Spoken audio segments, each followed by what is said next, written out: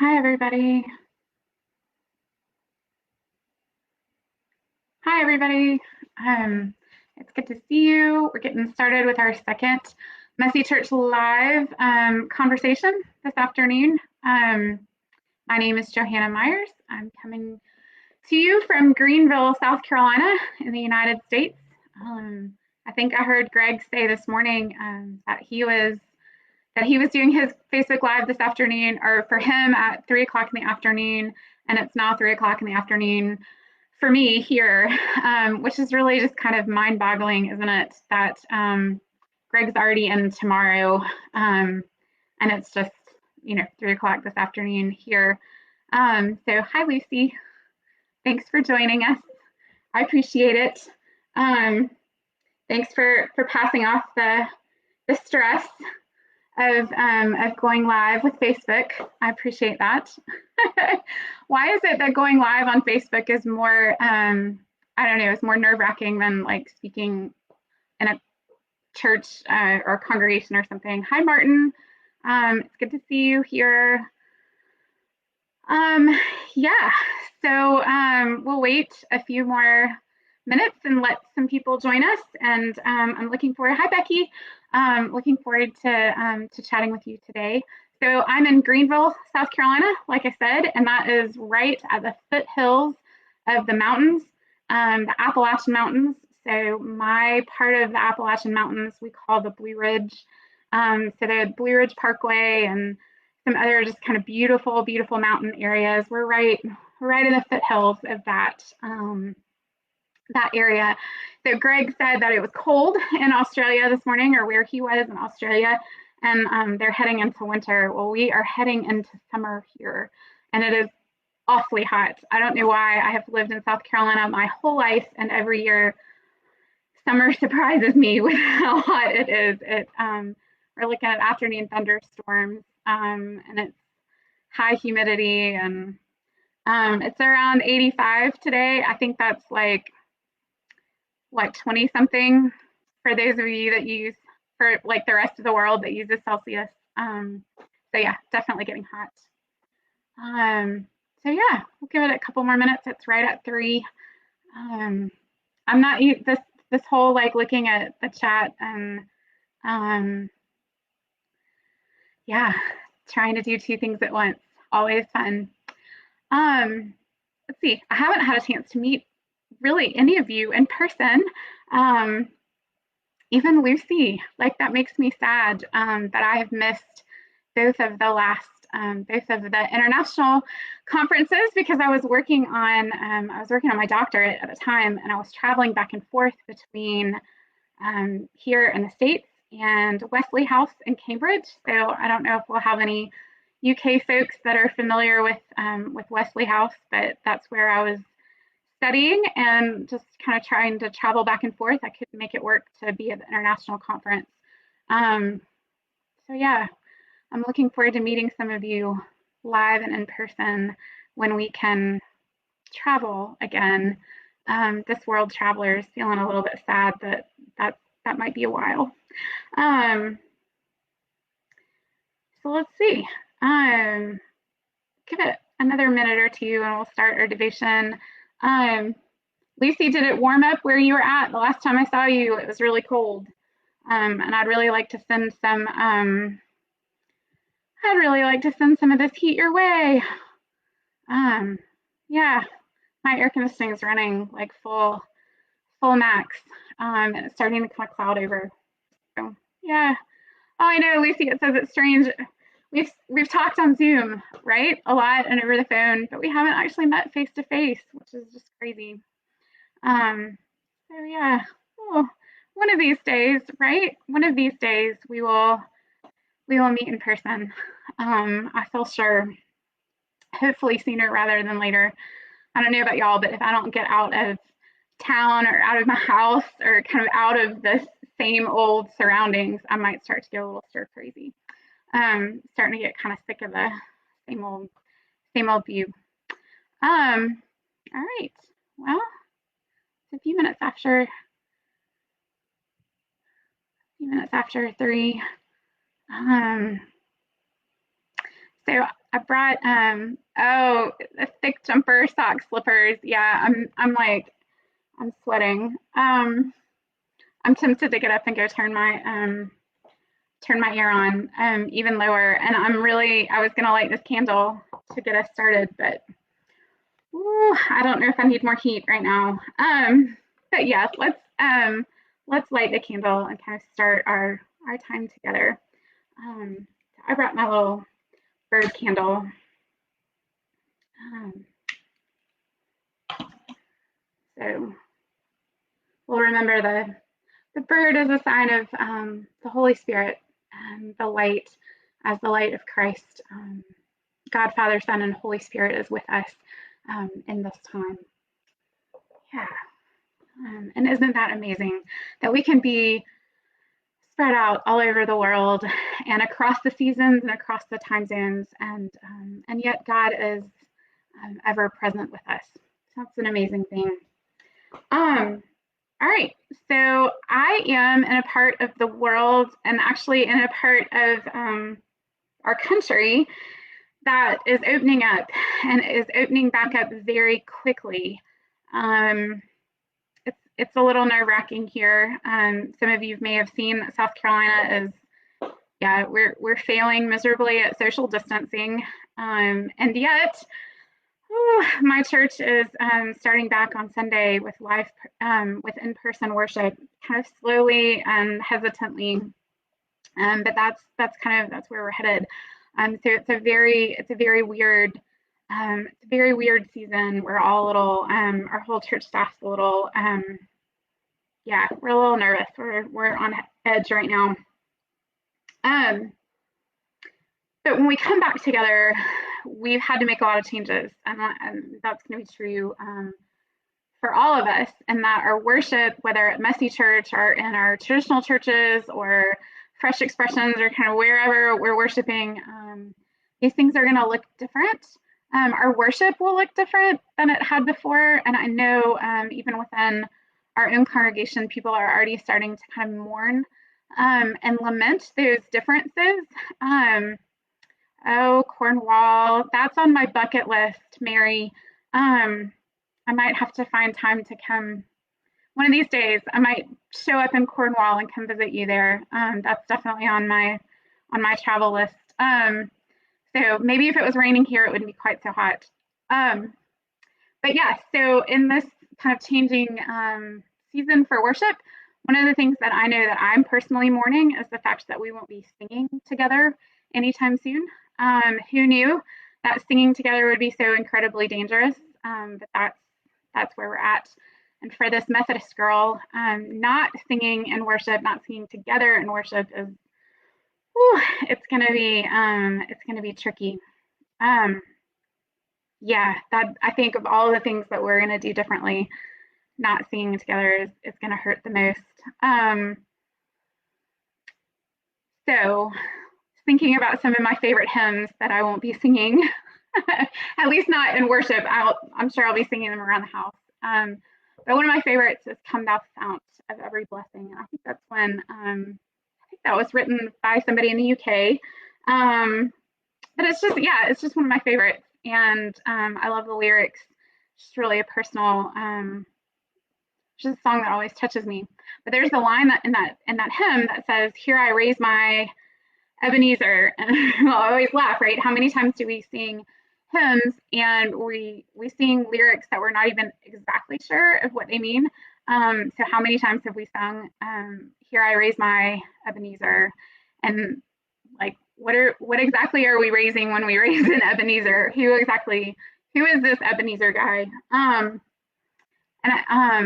Yeah, so the story behind that's kind of our devotion, I guess, for today.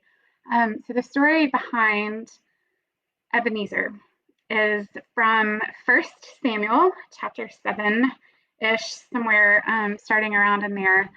A little background, but the Israelites, Samuel was the judge, prophet, kind of leader during the season, and the Israelites had messed up yet again, and had kind of strayed from God. And after another round of conflict with the Philistines. The Philistines took the Ark of the Covenant. Hi, Crystal. The Philistines had taken the Ark of the Covenant away and kind of out of Israel, and things were just quite the disaster. I laugh because if you read the story about what happens while the Philistines have the Ark of the Covenant, it goes to one city, bad things start happening. That city says, "Look, we don't want we don't want this thing. It's causing trouble," and they pass it off to another Philistine city, and same thing happens. Like bad things start happening. They're like, "Dude, we don't want this thing. Y'all take it, send it to another city," and they just kind of pass it around. So finally, they give up and say, y'all take your ark back. We don't want it. It's causing way too much trouble." So they take the ark back across the border, which the story of that is also equally interesting. But they take it back across the border and just kind of drop it off, like, "Here, y'all have it," and and then they leave. And so this little town across the border into Israel has the Ark of the Covenant, and it stays there for 20 years because it seems that the people, as a whole at least, aren't ready. They haven't really turned back to God, is what Samuel says, and they aren't ready to receive the ark. They aren't ready to receive God into their midst. So finally, after 20 years, Samuel calls everybody together at Mitzvah and says, let's turn our hearts back to God. Let's repent. Let's worship together and kind of welcome the ark back into our presence. And they do that, and so they all gather together, and the Philistines hear that they're all together in one place, and they think, "Ooh, sneak attack." And sure enough, they set out to kind of surprise the Israelites into battle. Israelites turn to Samuel. They're like, "Dude, you got us all here together. Now we're facing another battle. What are we going to do?" And Samuel says, God's going to be with you. God's totally going to be with you. God's got this. And sure enough, God protects the Israelites in battle, and they come out as victors. I'm going to move this candle. I'm talking with my hands, and I'm about to, I don't know, burn myself with that. So God protects them from battle, and it is from there that Samuel takes a stone. I'm sure it was rather bigger than this, but he takes a stone and he sets it in the middle of the Israelites' camp, and he says, essentially, he names the stone Ebenezer, which comes from two Hebrew words, one meaning stone and one meaning help. So he sets the stone in the midst of the people and says that God is the source of our help. And he sets that stone as a reminder of the ways that God has been, the ways that God helped the people then, and all of the years, all of the generations before, and also all of the generations to follow. So when we sing about "Here I raise my Ebenezer," we are singing praise to the God who is the source of our strength, which I think is really lovely. So a few years ago on a women's retreat, we actually we made our Ebenezers, our stones of help. And in addition to thinking about God as the source of our help, we also listed as a women's retreat. So we were listing the women who were sources of help and strength for us throughout our lives. And so many of us came back with these kind of large rocks, which we kind of took out of the church's prayer garden. Don't tell anybody.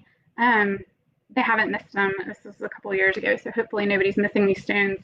But we did. We took them and we've kind of written on them. So I have all these different names and churches that are represented. The church that I grew up in, the ones that I've served, professors, teachers, pastors, grandparents, adopted grandparents, Bible study groups, all kinds of people who were sources of strength, were rocks in my life, who helped provide a foundation for me and for my faith. It's got me kind of thinking, because one of the hard things, and Martin, you started this conversation a few weeks ago when we were looking at what it looks like for us to be together, for kind of messy togetherness in this season where we aren't necessarily able to be fully physically present or gathered in large groups. We know that our messy churches are going to have to change. Our churches are going to have to change and adjust, just like not being able to sing.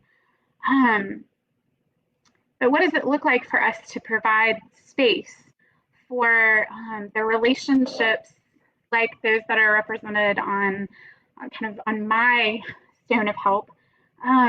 What does it look like to provide the kind of spaces where these types of relationships can happen? Because there are a lot of different ages represented here. There are lots of different people, different ways that people have kind of come into my life and helped to point the way for me to Christ. So, like I said earlier, I haven't been able to be with you at the international conference, but I made a little surprise, not a surprise, it was very much planned, but a little appearance on the video screen, and shared a little video with those of you who are there about our companion groups, which are groups that we've had for the last few years, kind of connected with our messy church at Aldersgate. And our companion groups are small groups, Bible studies, are kind of our, I don't know, they're companions to each other, but they're companions to our messy church as well. But they're groups of about 10 to 12 people, 3 to 5 family groups, depending on kind of the size of our families. And they're intentionally intergenerational. So we might have one couple that are in their 70s, they've got grandkids, maybe their grandkids aren't anywhere close by, but they're in a group with, say, a young couple that has 2 or 3 little ones, different families at different kind of points in their lives. And they've been gathering in these small groups once a month to do a Bible study, to do a hands-on kind of messy church activity, to get their hands kind of messy together. They've been doing mission projects together. They've been eating together. So basically, they've been doing this kind of messy church at home in these small groups. And again, they've been a companion to our messy church. But it has me thinking now that those companion groups, those small groups might be, instead of kind of an accessory to our messy church, might for the next season become the main access that our folks have to messy church, through kind of these small groups where we can more safely gather in groups of 10 or 12, where we struggle to gather as groups of 50 or 60 or more. Our messy church can get rather large at times, and we're really nervous about what that might look like in the future. And one of the things that I loved to kind of see and hear about over the season is how companion groups have stepped up and met via Zoom, or now that we're kind of able to get out and about a little bit more, some of the groups have actually gotten together outside and hung out.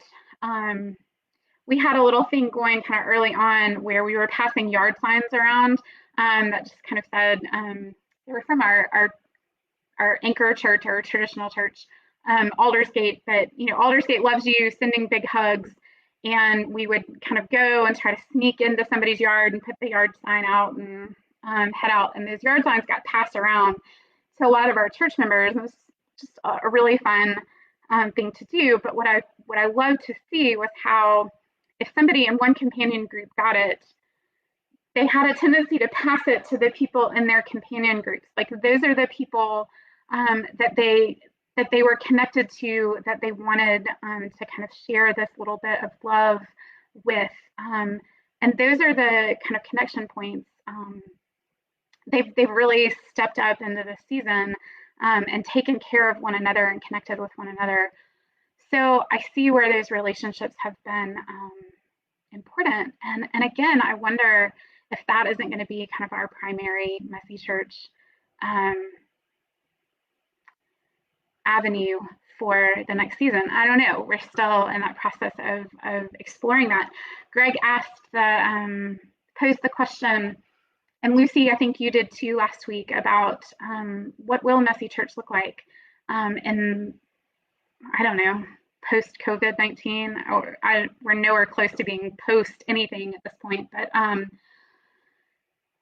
yeah, I think, how did Greg word it?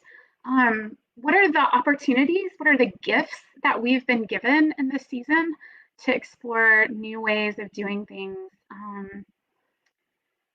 And do we need to think small in order to reach big? I don't know. I don't know what that's going to look like. So yeah. So what does it mean for us to be a messy church? Yeah. Okay, Mary. I see a couple of you saying like this is. Yeah. I don't know. There's so much opportunity here, right? To think about messy church and to think about how we do messy church. And it's kind of exciting. Isn't it exciting that we don't have to just be stuck in the rut that we were? We don't have to be stuck in kind of doing the things that always the same way. But we can still do these things with the core values and what it can still be messy church, right? But maybe on a smaller scale. As much as we get kind of energy from the crowds and the I don't know. I love seeing a big messy church, but I keep going back to the names that are on this stone for me. So my kind of Ebenezer, my stone of help. And while some of the names that are represented here are people who were in my life for a short season, all of them were people that I had an opportunity to build relationship with, right? Like there is a space for relationship. And I'm so grateful that I grew up in a church and have served churches where we valued making and creating space for relationships to form. Um, so the question then is, where can we create space for these kinds of relationships to happen? Um, Not just interactions, but kind of genuine relationships, so that people can point the way to God for others. And I know y'all, y'all know this as well as I do, that a lot of times it's our kids who point the way to God more clearly and more directly than our adults do sometimes. But I know that so many of the names on this list were people that, particularly when I was a teenager, pointed the way for me and pointed me on my faith journey. So where do we create those kind of spaces? And how do we do that? How do we do it creatively? Becky, I think you're right. Like we need to be about relationships and not numbers. Right? Churches get so caught up into metrics, right? Like one of my classmates is from Northern Ireland. I'm going to quote Roger on this. I'm sure he's not listening, but I'm sure he's not listening. But from Northern Ireland, he says you can't fatten a pig by weighing it, right? You can't fatten a pig by weighing it. So our numbers, our way of kind of thinking about our success, doesn't necessarily translate into deeper and more meaningful relationships. So yeah, Martin says Jesus worked with small to reach big. Yeah, exactly. I mean, exactly, right? Like this is Jesus worked with 12 who became, what, 72, who then reached out to, I think, in Acts. Lucy, you've been reading Acts, so maybe you can correct me on this, but around the time of the ascension, it was like, what, 100 and something people, right? And then after Pentecost, it went to 3,000. It kind of blew up from there. But we started with the kind of the small group format. And I know even from within our traditional church, we're having to think about our large Sunday school classes are going to have to rethink about how they gather. So it's not just a challenge for us in Messy Church. It's a challenge across the board. How do we think about this? Um, yeah, Lucy, it's a privilege of space, right? The season is gosh, can we say that it's a privilege? Um, I don't know that I would call it a privilege, but it's certainly like it's an opportunity, right? Um, it's an opportunity. Mary, yeah, already natural family groups, right? So, oh yeah, and the holy habits discussions. I mean, how cool would this be? Um, gosh, we would love, right, for our families to be better equipped for practicing faith at home. But sometimes that takes having other people to kind of weigh in and help and commit to practicing together. So wow, what an opportunity to work on developing those holy habits, not just as a larger Messy Church or a larger kind of traditional church, but what does it look like at home, and how can we support one another in that? Um, yeah, Martin, the season has stopped big happenings. Yes, big happenings are not happening. We've just started to kind of accept that fact that our national conference in the U.S. isn't going to happen in 2020. It's going to happen in 2021. And gosh, isn't that sad? But at the same time, what does it say to us, and what opportunities do we have kind of in the middle of that? Um, yeah. So I like the conversations that are kind of generating, and I'm excited. I'm excited to kind of think about what this is going to look like in our church as well. I know right now we're so focused on what the return to in-person worship is going to look like, that we're having a hard time kind of seeing the rest of the picture right now. Um, but there's so many opportunities available. There's so many opportunities available, and I think we shouldn't be afraid to think small, um, especially for the season. And we might find that, wow, thinking small creates more opportunities to do bigger and better things for the kingdom. Who knows? Who knows what God's got in store for us? So yeah, I hope the story from Samuel and the here. So the next time you sing, "Come thou fount of every blessing," now you know what it means to raise your Ebenezer, to raise that stone of help, to remember the ways that God has been a source of help, and also just the question of how do we create the kinds of spaces where people can help point the way to God for one another. So, yeah. Um, oh, Lucy, you're only on chapter 4 of Acts. You'll get there. You'll get there. It's a fun book. I don't know why you're scared of Acts. Um, it's fun. Snakes and pirate adventures, and I don't know, so much fun. Um, yeah, sorry, Becky. Maybe not the best thing right before bed, right? I got a few hours to kind of decompress. Some of y'all are headed right into bedtime. Um, yeah. So let's close our time. Um, yeah, let's close our time with Psalm 61.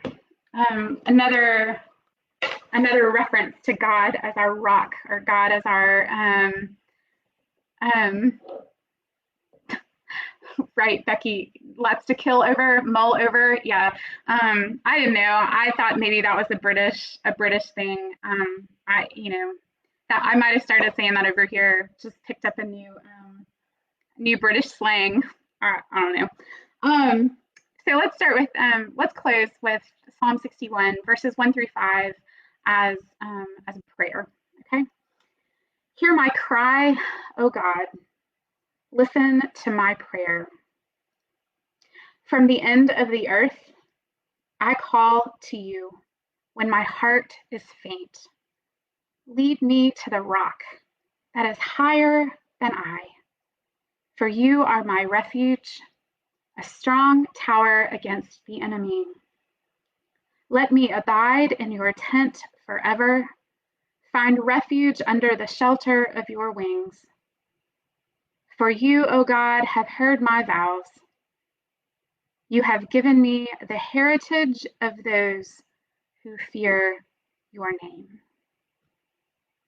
Yeah, amen.